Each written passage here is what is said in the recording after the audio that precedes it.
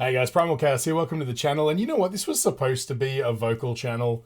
Not that I'm a vocal teacher or a coach or anything like that, but I got involved in being interested in like extreme vocals. You know, things like growling, screaming, all that sort of stuff. And, you know, trying to find my way and navigate into the more extreme variations of heavy metal through that sort of aesthetic of like, let's look at the vocals, try to understand them, and maybe I'll like become more interested in these amazing bands along the way. And of course that's been the journey, and then that sort of diverted here and there to different genres and Japanese metal, you know, and even some instrumental stuff. And the funny thing is, the most watched video on this channel is Polyphia. So you guys don't even seem to care whether I do vocals or not. So having said that, I'm going to do a video today. Obviously, you've read the description. Steve Vai, who has been a fixture in my music life since, I guess like 89 or something like that. What was the first album? Not Sex and Religion, Passion and Warfare, maybe? My brother got interested in that, and he would, you know, he had a t-shirt and everything. He was way into it. And so, you know, I haven't really kept up with Steve Vai because aside from, you know, Sex and Religion having some crazy stuff on there that I was really into, I never really followed his career much other than checking in occasionally and going, yep, dude can still play. he's still phenomenally good and a true innovator in the genre as well. And even to this day, still innovating. So, you know, I thought, let's throw caution to the wind. I'm going to do a guitar-based thing again here. This was only released like 5 days ago. I haven't watched it yet. I understand that he's got that new Hydra guitar that's got necks going everywhere. So let's see. You guys just seem to love watching me hate myself. Every time I watch something like this, I'm like, I should practice more. But here we go. You know what? Out of solidarity, I'm going to have my Ibanez here. Maybe one day I'll do a bit of a walkthrough on the custom mods I've got on this. But, you know, if you guys are interested, let me know in the comments. And let's check out Steve Vai. Teeth of the Hydra. Didn't Jack Black already kill the Hydra? I thought he did. All right, give me 1 second. Here we go.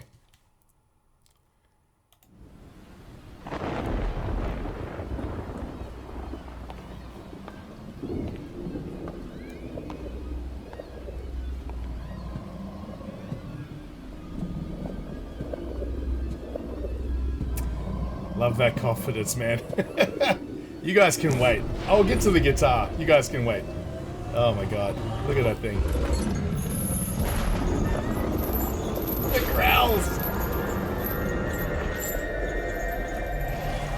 Who better to wield such a weapon, right?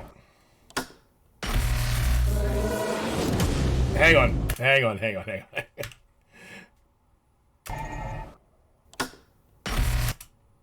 The vacuum tubes say Steve Vai.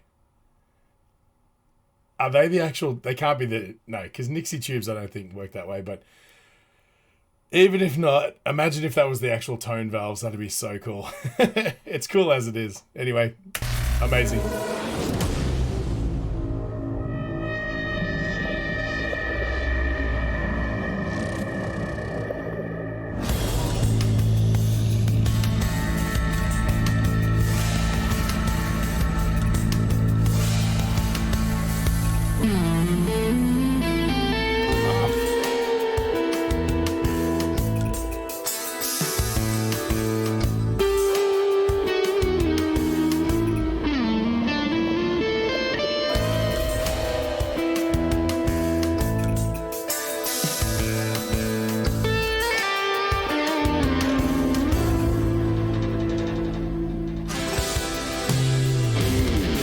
Wow, okay.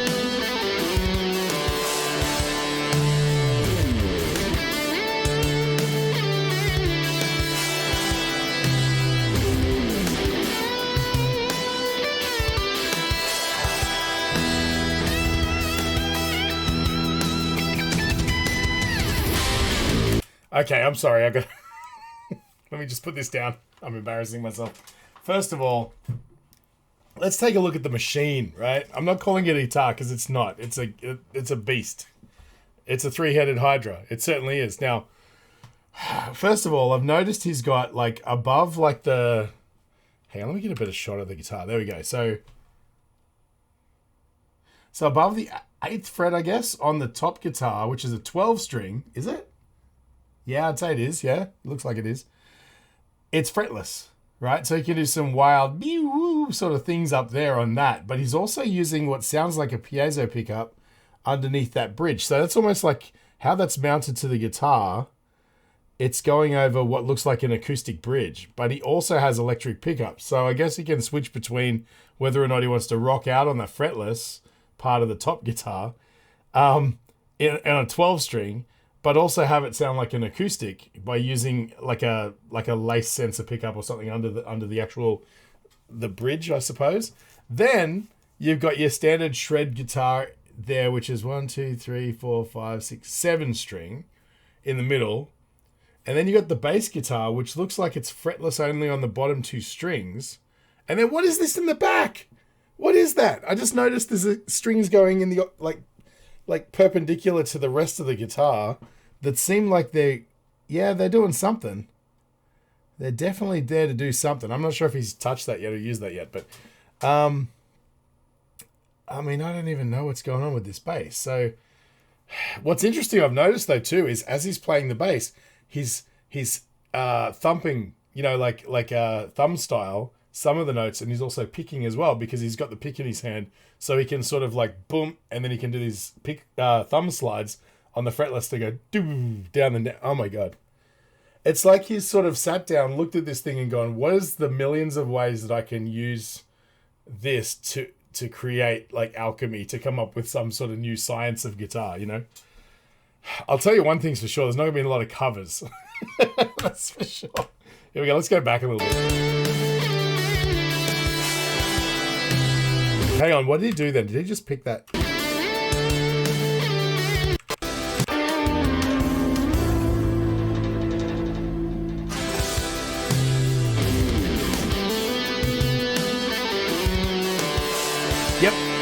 Yep.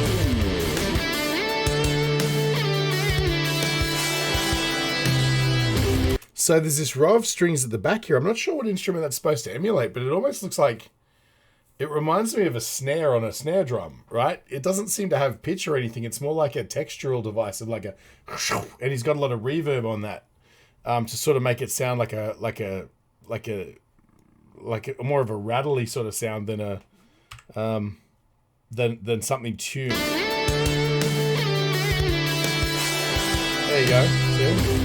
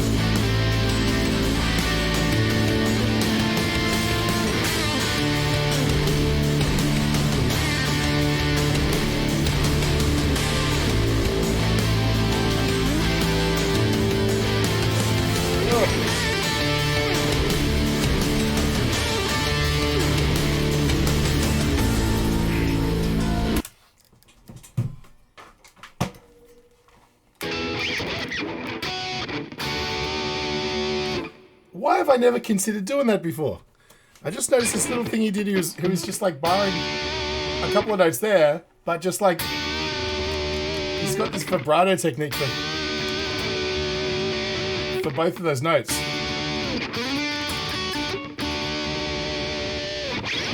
It just, I mean, when you think of like vibrato, there's a few different ways of doing it, but like I've never really thought about doing it on two notes at once. I suppose it's kind of arbitrary, but it's, you know, I mean, this is amongst the hundreds of thousands of things I've seen him do that are just like, first of all, we need to talk about how much of a technician he is. You know, like there's not a single note left to chance.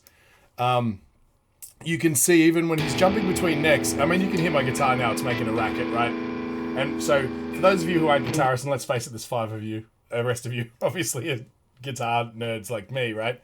But like obviously, you know, you've got to mute the strings you're not playing. So if I want to play this string, I can do that, but if you're jumping around everywhere and making a lot of noise on the guitar, you're going to get that plus incidental noises, right?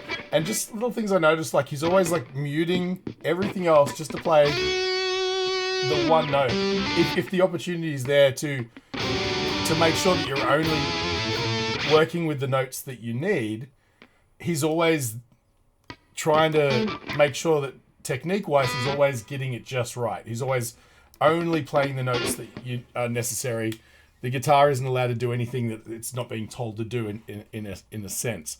And I mean, that's just good basic guitar technique, right? We all learn as soon as you turn on heavy gain distortion, you know that there's a bunch of random racket that the guitar's going to make.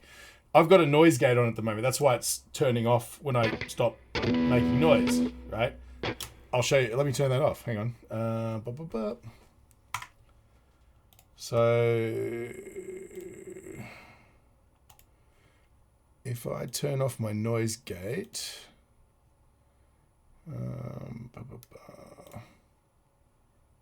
can't remember which one it is. There it is, right? See how loud that is? And if I move around on the guitar, it's just, you're just going to hear a whole bunch of random waffle, right?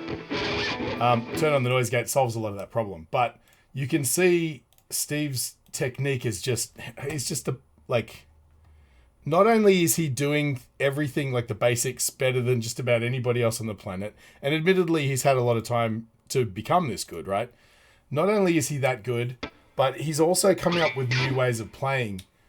And, you know, doing these crazy little legato runs without even using his hand because he's doing something on the bass or whatever, you know, like, let's go back a bit.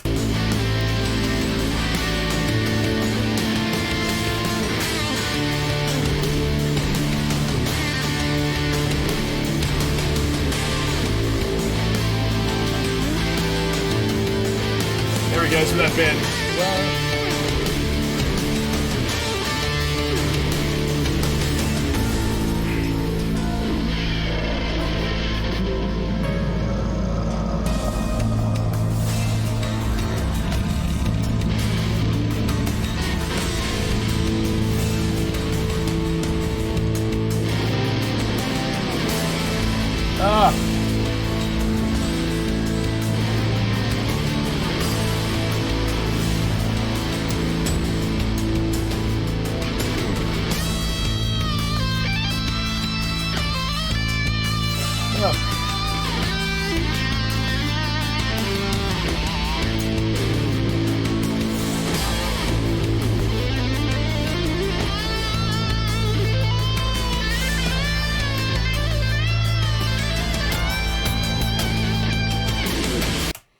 You know what's actually really interesting is this is, I mean, I've known about this guitar for a little while, but you can see how much time he's put into it. Like if you look at the fretboard, you can see how much of it's been worn under, you know, frets from here to here. You can see so much of it's worn out.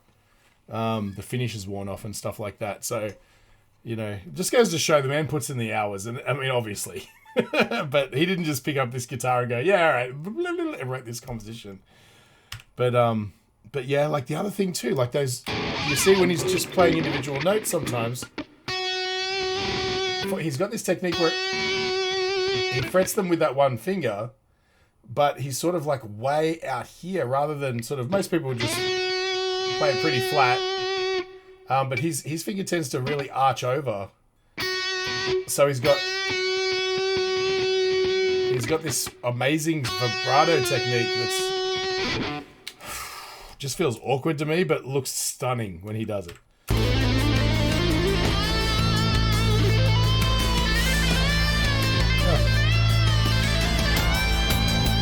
See that right there? He's muting that lower string because he knows it's going to rumble, right? You can see that index finger is... He's playing here somewhere.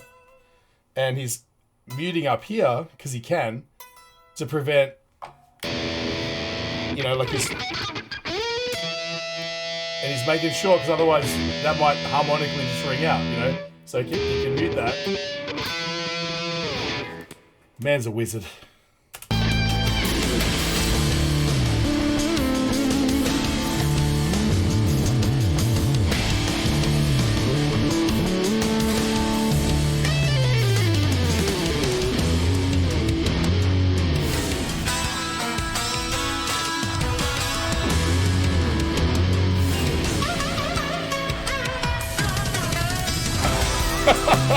Come on.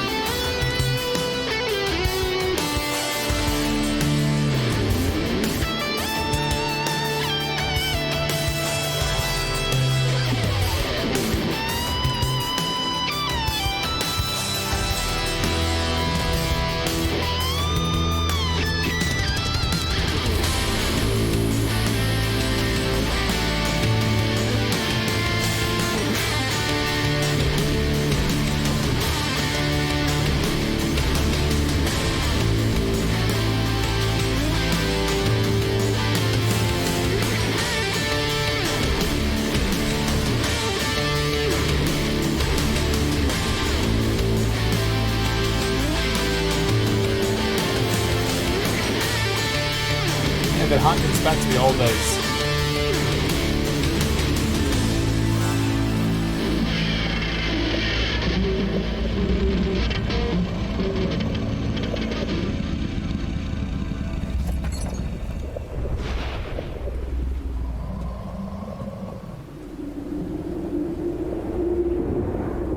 He slayed the Hydra, man. Hang around after the break and I'll give you my summary.